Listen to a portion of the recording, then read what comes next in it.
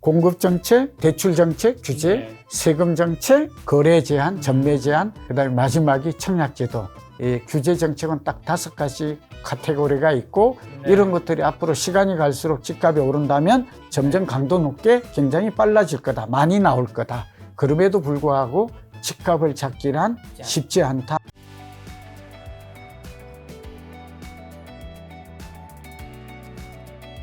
근데 지금 그러면 원장님께서는 지금 언제까지 서울 집값이 좀 오를 거라고 보시는지랑 어느 정도 오르는 걸 생각하시는 건가요? 네, 집값을 예측하는 그 네. 이론이 부동산 경제학을 잘 소개하고 있죠. 미국의 교과서는 아주 잘 되어 있습니다. 요 3가지만 알면 됩니다. 그러니까 여러분, 이거 어떻게 미래를 정확하게 모르지만 이제 단어가 방향성은 알 수 있습니다. 그렇죠. 이건 어렵지 않습니다. 네. 지금 설명할게요. 우선 첫 번째는 부동산 경기도 글로벌 동조화가 있다는 걸 꼭 기억하십시오. 네. 한국은 우리나라 GDP에서 2%도 안 됩니다. 한국은 이제 물론 그 국가 GDP로 보면 우리가 한 2,600조 정도 되거든요. 네. 2,500조 정도. 물론 이제 명목상 GDP가 실질 2,200조 정도 되는데 그 순위로 이제 달러로 환산해 보면 우리가 13위, 12위, 13위 돼요. 그 언저리에 대만과 일본이 있어요. 한마디로 글로벌 PIR 지표를 보라. 좀 어렵더라도 오늘 저를 만났으니까 꼭 이거는 기억해 주세요. 나머지는 격하십니다.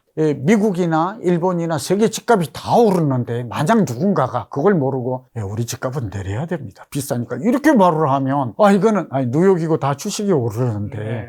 야, 우리는 좀 내려야 된다니까요. 왜냐하면 너무 비싸잖아요. 이 근거 없는 주장을 지금 하는 제가 전문가 욕하는 게 아니라 그런 사람이 너무 많아요. 네. 유튜브를 제가 보면 작가님도 그런 사람 봤을 거예요. 그건 진짜 말이 안 돼. 그래서 주택시장도 글로벌 동조화 현상이 있다. 그래서 저는 매일 봐요. 서울의 아파트 가격 기준이에요. 고급주택, 하이엔드 주택으로 해서 서울의 집값이 비쌀까요? 쌀까요? 비싸다면 세계 몇 위 정도 될까요? 그리고 PIR, 그러니까 Price to Income Ratio, 이렇게 통계와 지표로 보면 어느 정도일까요? 이걸 알면 의심이 싹 사라져요. 그럼 뭐 누구가 뭐라고 희둥거릴 우리가 좌지우지 될 게 아니죠. 그러니까 넘베오와 나이트 프랭크가 2년 전에 발표한 자료를 보면 서울의 집값은 세계에서 20위 수준으로 돼 있어요. 통계 찾아보면 나와요. 네. 그런데 최근에 또 하나는 외국 통계를 보니까 서울의 집값이 싱가포르와 도쿄, 제가 싱가포르, 도쿄, 타이페이 요거 굉장히 중요하다 그랬죠. 왜? 싱가포르는 강남하고 소득 수준이 같다니까. 그리고 우리 서울은 지금 타이페이와 도쿄와 소득 수준이 같아요. 아니, 서울이 아니라 대한민국이. 그러니까 그렇게 비교하는 게 네. 기준을 가지고 비교를 해야지. 냅다 이렇게 하면 안 되잖아요. 그러니까 그렇게 보면 서울의 집값은 지금 이건 추정입니다. 최근에 서울의 강남이 많이 오른 바람에 집값 수준을 봤더니 그래픽을 봤더니 많이 한 14위에서 5위 정도로 보여져요. 우리나라가 세계에서 집값이 가장 비싸다. 그 말도 맞지. 비싼 편은 맞아요. 그러나 서울만 유독이 비싸거든. 투기가 이래서 이렇거든. 이런 얘기도 사실은 근거가 없어요. 그리고 두 번째는 글로벌 동조화 현상인데 미국이 지금 1년째 오르고 있는데 뉴욕이 공급이 없어가지고 지금 월세가 많이 올라요. 그래서 지금 금리도 지금 페니메이라든지 미국의 주담대 대출 금리가 거의 뭐 7%인 거 아시죠? 최근에 우리는 지금 4%예요. 그러니까 이제 미국이 또 이유가 있는 건데 얘기하면 또 길어지니까 그렇게 되고 그래서 어쨌든 미국도 지금 집값이 1년 전부터 오르고 있어요. 월세와 집값이 새 주택 공급이 없어서 그런 거거든요. 도쿄는 2년째 올라요. 싱가포르, 타이페이 2년째 올라요. 이제 우리는 지금 1년째 오르거든요.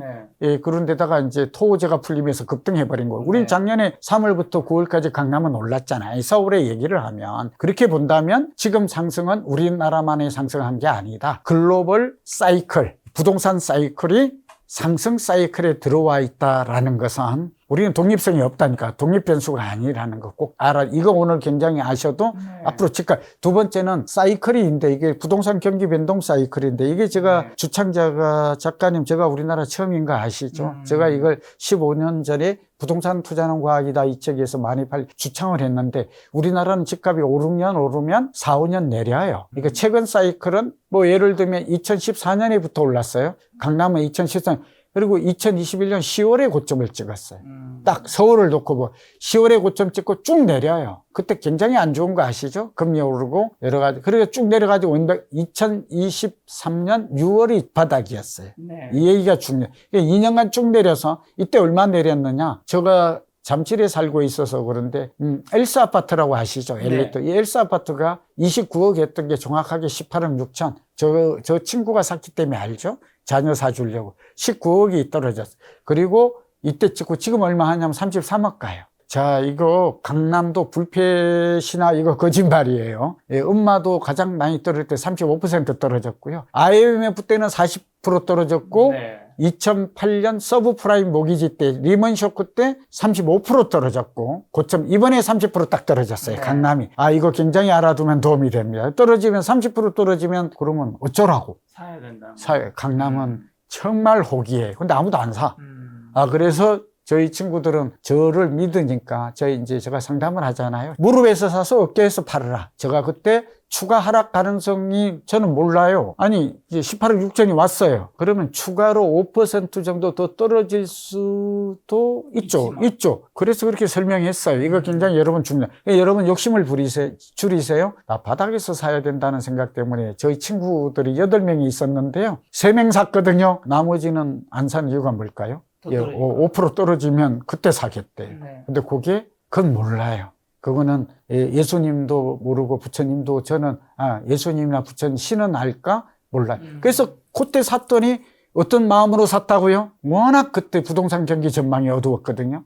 그러면서 뭐 서울대 교수니 뭐 어디 서강도 교수니 이제는 망했다면서 이제 폭망했다면서 집값 팔아야 된다고 뭐 KBS, SBS, 막 MBC 나와가지고 그럴 때 산 거예요. 그러니까 역발상하라 이게. 그래서 그런 것들이 있고, 그러니까 10년 주기설에 따르면 2014년에서 올랐다가 내리고 지금 한 4년 조정을 거치고 전국적으로는 강남은 아니에요. 짧게 조정이 왔어요. 사이클이 아마 강남은 줄어든 것 같아요. 금리 인하에 대한. 그리고 돈 가진 사람이 이걸 알기 때문에 먼저 선점한 것 같아요. 이건 저의 추측이에요. 그리고 언제까지 오를까요? 2025년까지 전국적으로는 지금 거의 상승기라고 보기가 어려워요. 서울만 이렇고 강명성만 이렇기 때문에. 결국은 2022, 2023, 2024, 4년의 조정을 거치면 2026년부터는 본격 회복 내지 상승기에 접어들 가능성이 높다. 그러면 결국 4년은 간다. 그렇게 보면 그게 이재명 정부와 겹칠 가능성이 많고 이재명 정부도 의외로 부동산 문제로 이걸 면밀하게 공급을 정말 실질적으로 확대하지 필요한 곳에 그렇게 발표했어요.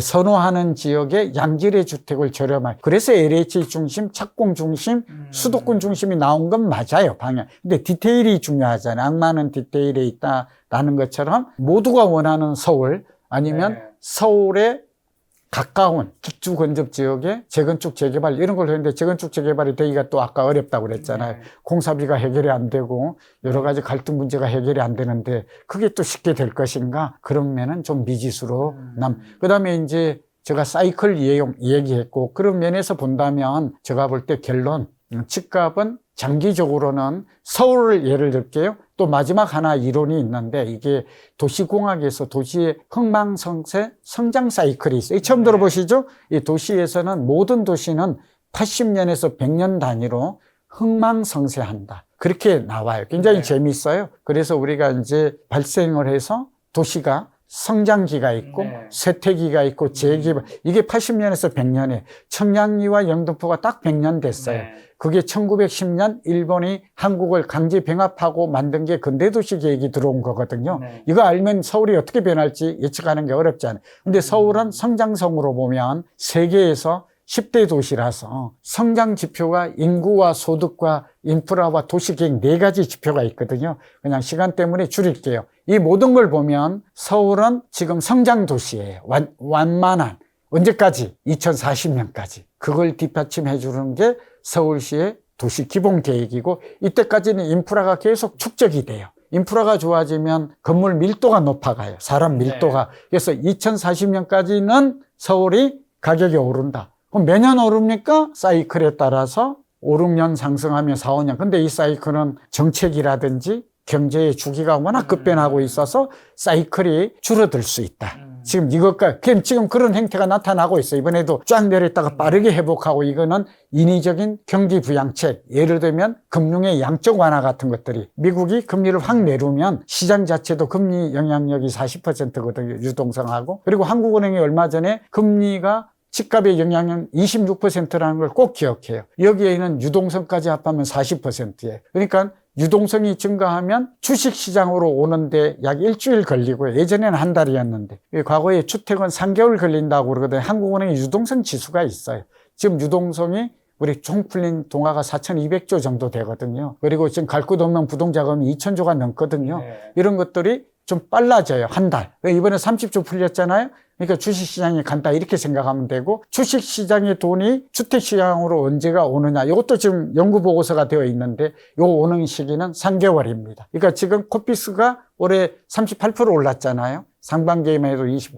이렇게 코피스가 오르면, 그러니까 주택하는 사람은 이게 지금 여러분 꿀팁이어서 그래요. 그러니까 주식시장이 오르면 그럼 주식하고 주택시장하고 미치는 영향, 관계, 상관관계 이런 어떻게 될까는 알 수 있다. 무슨 말이냐? 주식시장 오르면 주택시장도 오릅니다. 몇 개월 뒤에. 많이 오르면 많이 오릅니다. 근데 이 시차가 빨라진다. 한 달. 왜냐하면 정부의 비대칭성, 정보를 가진 자들은 그걸 알고 미리 선점한다. 그런 의미에서 9월에 지금 가을 이삭철까지 겹쳐서 이걸 알고 있는데 왜 집을 팔아요? 예, 그래서 이런 것들을 오늘 굉장히 중요한 얘기죠. 이걸 함께 자산시장에도 이 순서가 있다. 주식, 금융이 먼저 오고 그 다음에 주택으로 가고 안전자산이 그 다음에 이제 이게 결국 비트코인이나 금과 은으로 금, 은이 먼저 오겠죠. 이게 자산시장도 서로 보완관계, 대체관계가 아니에요. 보완관계. 금리가 내리고 유동성이 커졌을 때 자산시장은 다 같이, 물론 거기에 이제 뭐 미국 달러와 금과의 관계, 뭐 요건 또 다음 부차적으로 따져야 되지만 주식과 부동산도 밀접한 관계가 있다. 이건 도쿄가 충분히 이 표가 있습니다. 여러분 이런 걸 참고하시면 오늘 궁금이 많이 해소가 됐죠. 예측하는데 이 세 가지 큰 틀에서 본다면 틀림없다는 말씀을 드립니다. 자, 아무래도 이제 정부의 부동산 정책이 또 앞으로 집값에 굉장히 중요할 텐데, 향후 이제 지금 나온 거 627, 97, 이제 대출규제, 이제 공급 확대 정책이 나왔는데, 앞으로 정책 방향 어떻게 전망하시며 추가적인 부동산 규제 뭐가 나올까요? 그 정책과 부동산과의 관계를 이해하는 게 굉장히 중요한데요. 첫 번째, 우리나라는 세계에서 유독 정책이 시장에 가장 많이 개입하는 나라입니다. 이거 엄청 중요한 얘기예요. 그래서 무슨 얘기인가? 세계에서 이렇게 부동산 가격이 오르내린다고 해서 정책이 시장에 직접 개입하는 나라는 많지 않습니다. 그러니까 미국이나 일본은, 영국도 그렇고 거의 개입하지 않습니다. 독일이나 스위스, 오스트리아도 가봤더니 개입을 한다 하더라도 공공임대를 통해서 월세 정도를 합니다. 그러니까 월세도 말하자면 월세 물량을 늘린다든지 아니면 주거 바우처 제도라고 해서 월세 보조를 해주는 정도의 거든요. 이런 나라들은 특징이 뭐냐? 꾸준히 공급을 해요. 예, 지금 첫째, 우리나라만큼 정책이 이렇게 시장에 막 개입하는 나라, 일반적인 현상 아니다. 두 번째는 그는 왜 개입을 할까요? 왜가 중요하잖아요. 그거는 우리나라의 주택 가격의 변동성이 크기 때문이다. 그리고 주택은 투기 수요로, 뭐 투기가 있어요? 한 30%는 있는 것 같아요. 그러니까 투기 수요 때문에, 그리고 이제 정권이 진보냐 뭐 보수냐에 따라서 부동산 시장을 바라보는 시각이 달라요. 또 집값이 오르는 이유를. 그러니까 이것 때문에. 그러면 개입을 해도 되는가? 이런 거는 이렇게 정리해요. 부동산 경제학에서는 어떻게 정리하냐면 재밌어요. 우리는 자본주의 경제고 이 자유시장 체제를 갖고 있잖아요. 이런 때는 모든 그 재화는 뭐 주택을 포함해서 시장의 그 자율 기등이 맡기는 게 맞아요. 그러니까 보이지 않는 손에 의해서 작동을 하는 것이죠. 그리고 가격. 그런데 시장이 실패할 때 정책이 개입할 명분을 갖게 돼요. 그래서 시장이 놔두었더니 투기 때문이도 뭐든 무모하라. 그래서 사실은 노무현 정부, 문재인 정부 이렇게 해서 시장에 개입을 하게 된 거예요. 그냥 놔두었더니 이러다가 그냥 엉망이 돼가지고 투기 때문에 지금 자꾸 또 이재명 정부도 투기 수요를 억제해야 된다는 초과 수요, 이 얘기를 단어를 가장 쓰잖아요. 예, 그게 또 그런 배경에 깔려 있어요. 또 그런 면도 없지 않아 있어요. 예, 그런 측면이 하나 있고, 그리고 정책이 주는 영향력이 단기적 효과가 세요. 우리가 정책을 펼 때 단기 효과, 장기 효과 이렇게 나누어서 보는 거거든요. 한 10가지 요인 중에. 그래서 정책은 단기 효과에 영향을 주는데 보통 과거에 보면 심리적으로 한 2, 3개월 줘요. 그리고 약발이 떨어져요. 그래서 문재인 정부 때 26번이 왜 나왔겠어요?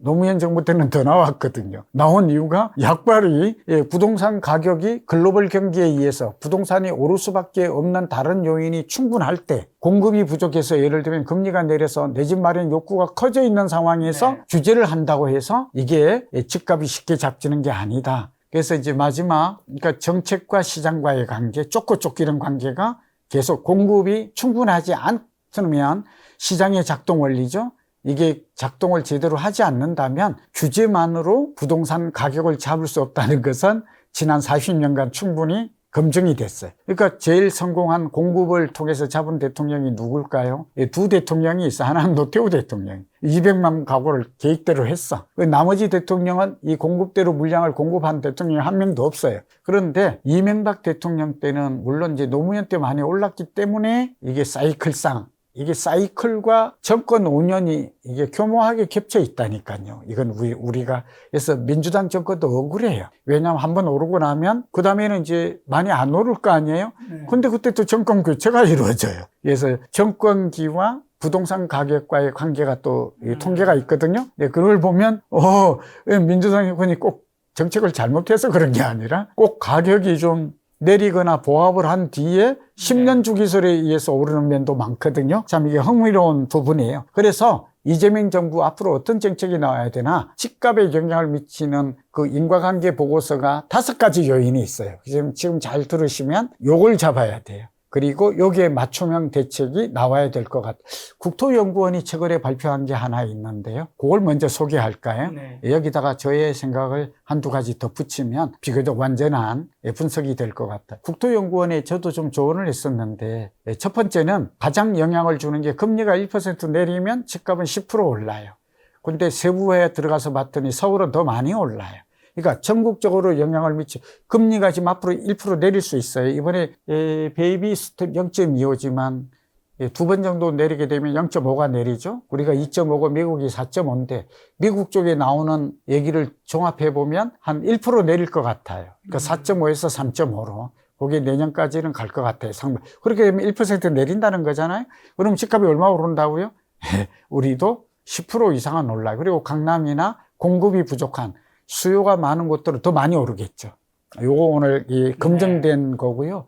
집값에 영향을 주는 요인은 한국은행은 26%다. 며칠 전에 발표를 했거든요. 저는 한국은행 자료와 국토연구원 자료, 공기업에서 나온 자료를 좀 좋아해요. 그래서 그걸 그대로 인용합니다. 두 번째, 전세값이 오르면 전세값이 오른 만큼 집값이 올라요. 물론 전세값이 10% 오르면 집값은 6.5로 보이지만 전국적으로는 그렇게 돼요. 그러니까 여기 기간이나 지역이나 어떻게 보느냐에 따라서.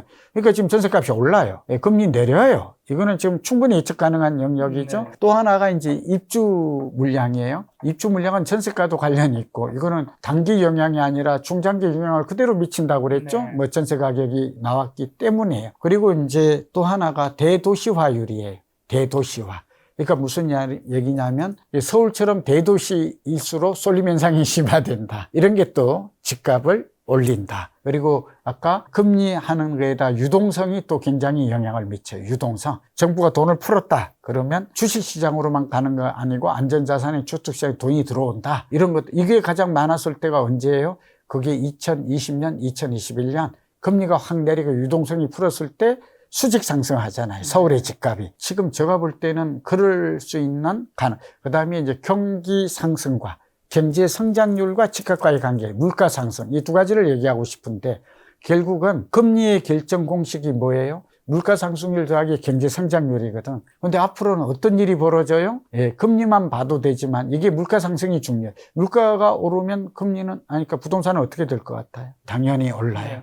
물가가 오르면 물가 상승은 돈의 가치를 떨어뜨려요. 이건 다 지금 많이 하고 있는 건데 그 대신 실물인 금과 은 부동산 이런 자산의 가치는 올라가요. 근데 다시 질문. 자, 이게 지금 굉장히 여러분에게 좀 헷갈릴 수 있는 거라서 제가 한번 정리를 꼭 하고 싶어요. 금리와 부동산은 반대 관계다. 여기까지 알아요. 금리 내리면 집값 올라. 그런데 물가가 오르면 금리가 올라야 되는데 여기서 지금 많이 스텝이 꼬여요. 저희 제자들도 보니까 이걸 좀 헷갈려 하는데 이게 스태그플레이션이에요. 물가를 잡을 수는 없어요. 지금 예를 들면 뭐 관세가 올라가는데 우리나라 물가가 내린다 이거 말도 안 네. 되죠. 지금 기후 변화가 있는 농산물이 그런데도 인위적으로 양적 완화라 그래요. 이거는. 완화가 일어나기 때문에 어떤 사태냐 2008년 때하고 비슷한 일이 벌어져요. 물가는 오르고 그럼 돈을 풀어요. 결과적으로 두 개가 상승 요인이 돼요. 지금 인플레 얘기하고 있는 겁니다. 그리고 자산시장 내의 변화를 보라. 자산시장. 그러니까 지금 자산시장이 주식이 예전에는 이게 대체관계로 있다고 많이 봤는데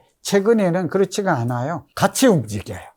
그래서 이런 걸 종합하면 그래서 정부가 지금 할 수 있는 일이 뭐냐 앞으로 나올 수 있는 거는 정부가 세제가 남은 것 같아요. 그러니까 대출 규제는 이상 더 강화한다 해봐야 스트레스 DSR의 전세 대출과 빠진 게 있죠. 뭐냐 그러면 그 디딤돌 대출, 버팀목 대출, 뭐 우리가 소위 말하는 보금자리, 뭐 특례 보금자리 대출 이런 것들은 빠져 있거든요. 예, 이 대출 정도는 조일 수 있을 것 같고, 예, 과거에 문재인 정부나 노무현 정부 때를 생각하면 이제 조정 대상 지역 지금 예측하는 게 지금 조정 대상 지역이 어디로 됐는지 알아요? 이 강남하고 용산만 되어 있어요. 근데 과거에 서울 전역이 된 때가 이번에 곧 아마 제가 볼 때는 9월, 10월 집값이 상승할 것 같아요. 근데 이 상승폭이 지금 심상치가 않아요. 서울의 상승폭은 투기 과열 지구를 지정하려면 물가 상승률의 1.5배인데 지금 그렇게 되어요. 물가 상승률이 1.3배를 넘어가고 있어요. 1.3배를 넘어가면 토지거래 허가제,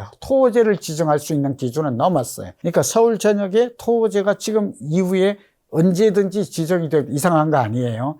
왜냐하면 물가 상승률의 집값이 1.3배 이상 오르거나 투기로 인해서 집값이 과열될 가능성이 많을 때 하는 거잖아요. 네. 이미 서울은 그렇게 보여져요. 요 얘기 하나. 그 다음에 조정 대상 지역을 지정하게 되면 집값이 2주택 이상 이렇게 되는 사람, 3주택 이렇게 되는 사람은 취득세가 1에서 3인데 이게 8%로 가고 3주택은 이게 12%까지 가버렸지. 그 다음에 양도소득세가 중과가 돼요. 2주택은 6에서 45인데 20%. 그러니까 세제 강화를 하지 않아도 지역을 강화해버리면 취득세와 양도세, 그 다음에 종부세가 현실화율이 또 올라가거든요. 지금 종부세 지금 그 부분은 지금 여러 가지가 좀 손을 보고 있잖아요. 우리가 가격이 세 가지가 있다 그랬죠. 하나는 공시가격, 하나는 기준시가, 세 번째는 뭐예요?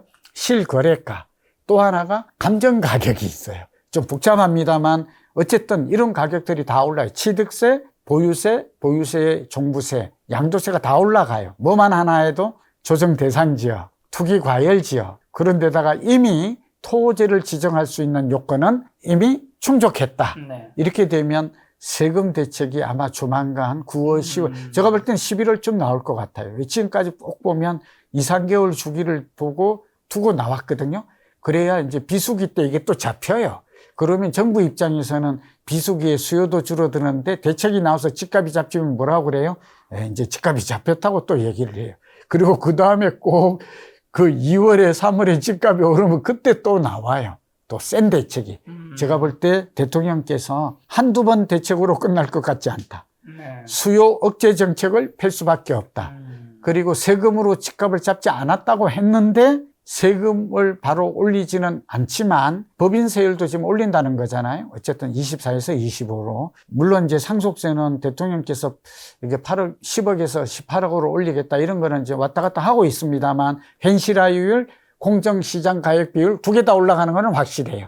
그러면 세부담은 좀 늘어날 것이고 그렇게 되면 결국은 마지막에는 세금, 그 다음에 또 마지막 남은 게 뭐냐면 거래 못하는 거. 그러니까 거래 자체를 막아요.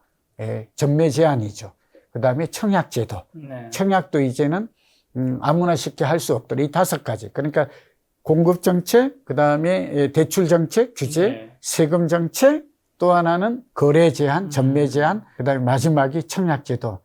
규제 정책은 딱 5가지 카테고리가 있고 네. 이런 것들이 앞으로 시간이 갈수록 집값이 오른다면 점점 강도 높게 나올 가능성이 저는 내년에 굉장히 빨라질 거다. 많이 나올 거다. 그럼에도 불구하고 집값을 잡기란 쉽지 않다 하는 게 좀 공급 쪽에 단기 공급 대책이 나와야 되는데 그런 부분이 좀 이번에 눈에 안 보여서 아마 다음에 나올 것으로 저는 그렇게 기대를 합니다.